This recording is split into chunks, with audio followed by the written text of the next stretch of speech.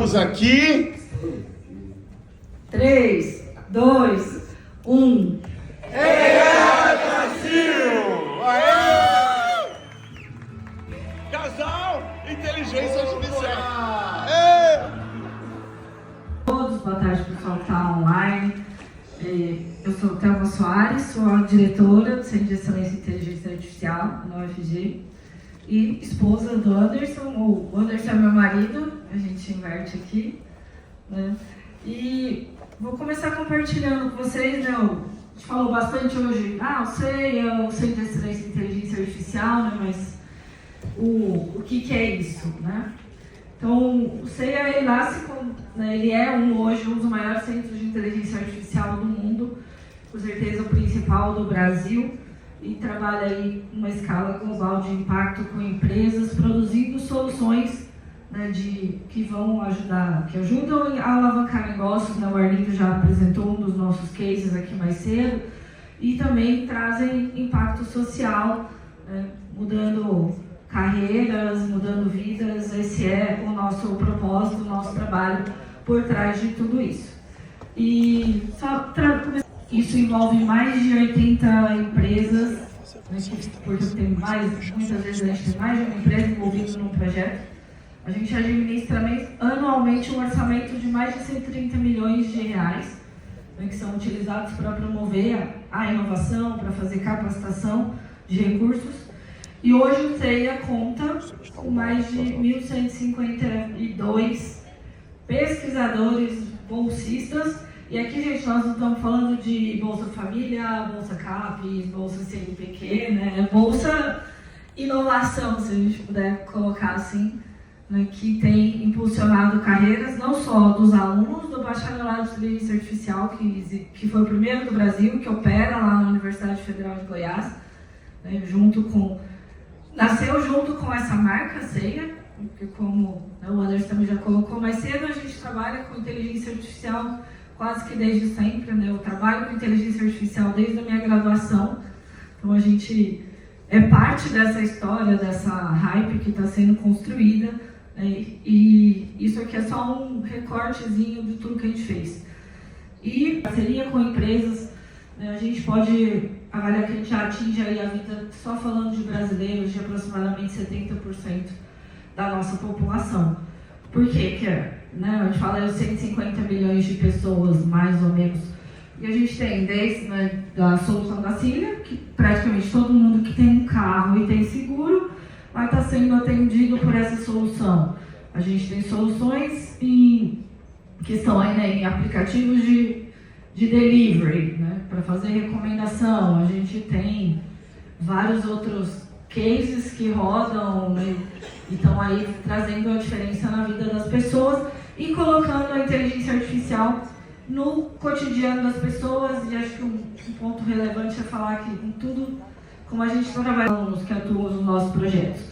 Então, o nosso modelo de trabalho, ele envolve a educação tradicional, ou seja, os alunos estão ali aprendendo, eles estão tendo conhecimento de novas técnicas dentro de disciplinas no modelo tradicional de ensino, e esse foi para nós um grande desafio, principalmente na criação do bacharelado em inteligência artificial, porque a gente entende que para fazer inteligência artificial não basta ser programador, não basta saber computação, você tem que ser um cara que sabe se envolver com um negócio, você tem que ter uma visão empreendedora, você não pode ser alguém que só quer ficar dentro da salinha. E eu acho que a inteligência artificial, ela é um motor que ela vem para mudar o papel, por exemplo, da TI dentro das empresas. A TI não é mais só aquele cara que faz o software porque alguém mandou ele fazer. Ele tem que entender o propósito daquele software. Ele tem que entender do negócio e o impacto que isso vai causar. Então, acho que a inteligência artificial, ela tem que saber aonde ela está sendo utilizada. Quem faz IA tem que conhecer o negócio, tem que saber a relevância disso. Mas por meio dos projetos com as empresas, que é a nossa vivência em projetos, que a gente desenvolve dentro do Centro de Excelência em Inteligência Artificial, que esses alunos vivenciam quase que do dia zero que eles entram na universidade, esse ambiente, né? Eles estão ali aprendendo e vivenciando os problemas reais, para não ficarem presos só na teoria. Eles são já formados para conhecer os negócios. E aí, o CEIA, ele trabalha de forma horizontal.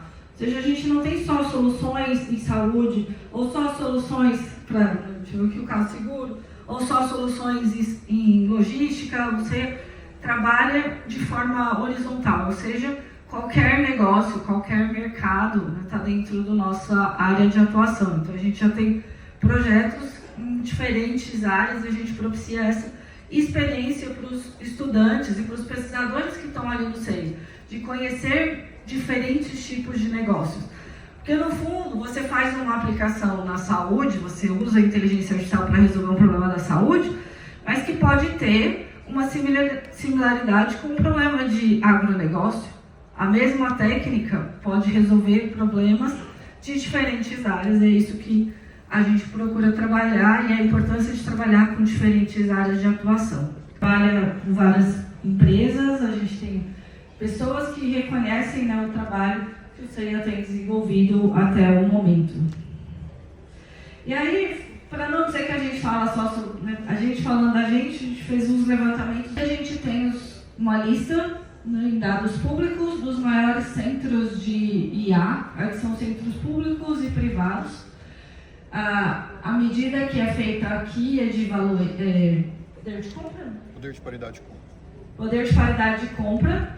Se a gente olhar nessa ótica, que é uma medida do Banco Mundial, a gente vê que, né, a OpenAI está ali em primeiro lugar, a gente tem a Anthropic, tem o Google DeepMind, tem vários outros centros privados onde esses dados não são abertos, mas o CEIA, olhando, fazendo as pesquisas, ele estaria entre os 50 maiores centros de inteligência artificial do mundo. Então, dentro de uma universidade. E aí, o CEIA, ele figura entre os 10 maiores centros de inteligência artificial do mundo, das maiores universidades do mundo. O MIT é muito grande, né? Então ele aparece ali em primeiro lugar.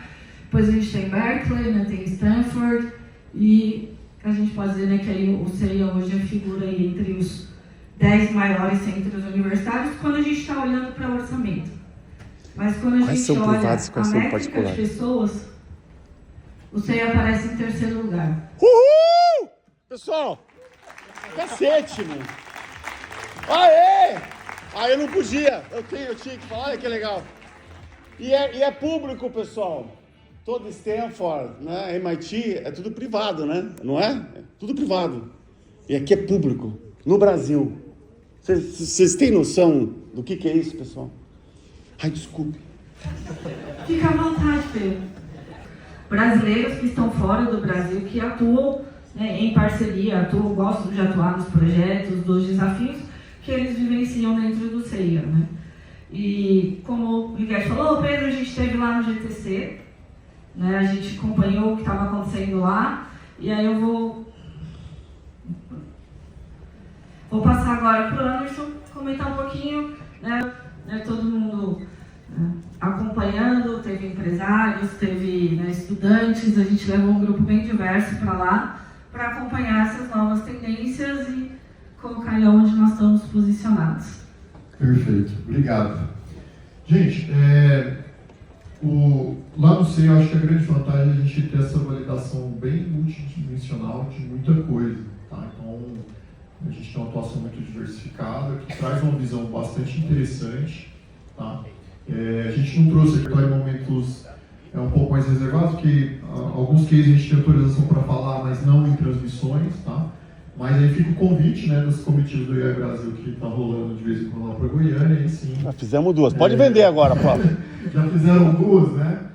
E aí a gente inclusive visita algumas empresas e fala, né, desse portfólio que é bastante vasto, é bem interessante, tá? É difícil reunir um endereço com uma diversidade tão grande. Mas até por causa dessa vivência do uso de AI em diferentes tipos de negócio, a gente trouxe uma visão um pouco mais crítica aqui, porque lá no GTC, basicamente, o ponto-chave do evento foi centrado nesses 5 tópicos aqui, né? Inferência, AI Factor, agentes, open sources e IA física. São, obviamente, tópicos, a gente concorda, mas, obviamente, a gente tem que trazer um pouquinho para a nossa realidade, porque, obviamente, são times de mercado diferentes, né? Nós somos um país emergente, competitivo, porém emergente, então a gente tem que, obviamente, dar uma sentada aqui, né? Então, o que a gente fez é que, na nossa visão, AI Factor e AI Física é uma coisa um pouco mais para frente, que não se enquadra muito bem na realidade do ecossistema de inovação brasileiro, nem das nossas organizações por enquanto, que a gente, obviamente, pauta isso, mas com olhar de monitoramento do avanço, tá? Mas que os tópicos de inferência de agentes de open source, de fato, eles já estão muito próximos do que é a nossa realidade, já são realidade dentro do que a gente está desenvolvendo e do que a gente precisa desenvolver, tá? E aí, para falar um pouquinho de inferência, eu lembro que quando começou todo esse novo momento da inteligência artificial, sabe qual foi a reação dentro da própria ciência, dentro da própria academia?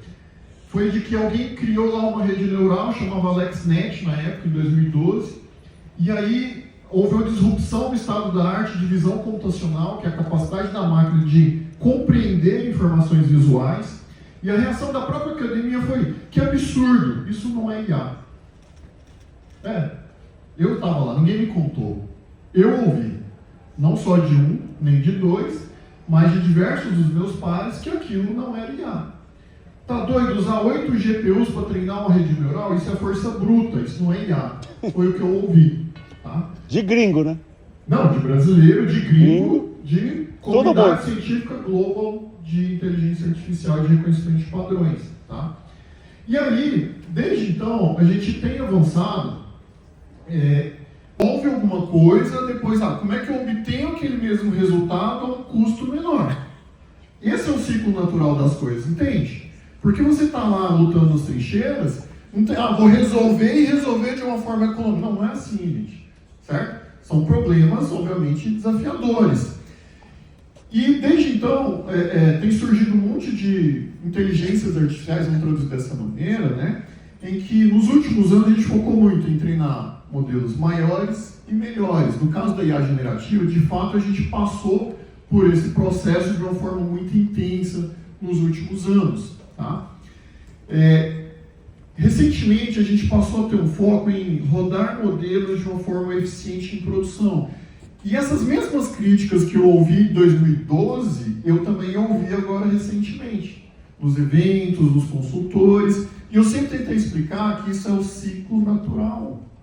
Tá doido, um negócio que custa não sei quanto, que precisa de uma infra. Mas isso vai ser reduzido nos próximos passos, desde que o mundo é mundo, é assim que funciona. Entende? Tá?